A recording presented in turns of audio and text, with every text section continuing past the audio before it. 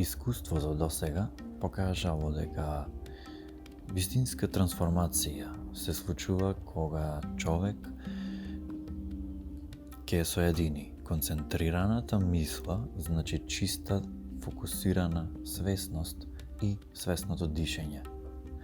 Се случуваат трансформации, се отвора простор кој инаку не се случува или е многу суптилен и е тежок за пристап во моменти кога сме насреде емоционална реакција, насреде чувство, насреде одеден процес, надворешен или внатрешен.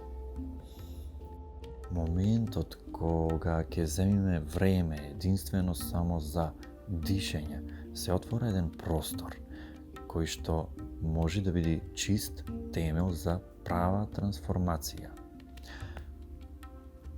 Носење добра одлука, квалитетна, градење нова навика.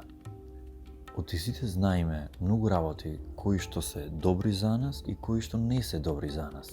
И многу често ги правиме оние кои што не се добри за нас.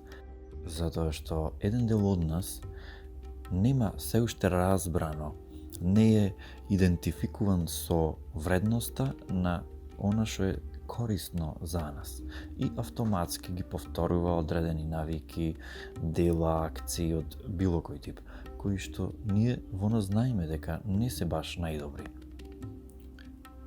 Времето што ќе си го земиме единствено за дишење е уникатен затоа што ја отвора баш ова можност да реализираме несвесна навика која што ја повторуваме многу често автоматски.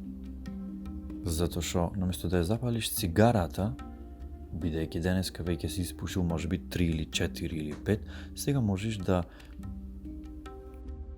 пример да направиш 2-минутно дишење, колку што трае едно пушење на цигара, или 3-минутно, што перица и посебна мини сесија. Може да биде различни вежби, не е битно.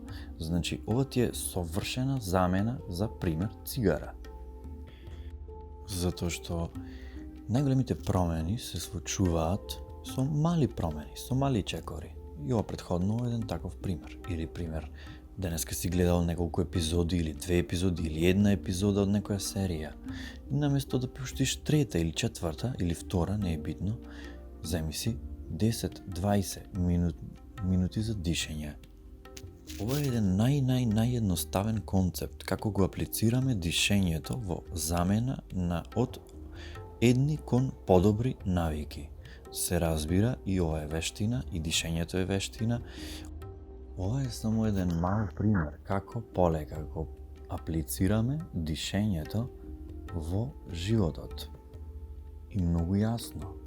И тоа е вештина, значи има теорија и нормално поголемиот дел е пракса, каде што здивот го користиме да ги разбијаме најтврдите структури на умот, на мислите кои што веќе се поддржани со многу мемории и искуства, врз кои што се накалапени многу навики, значи кои што се самото семе на многу навики, несвесни навики.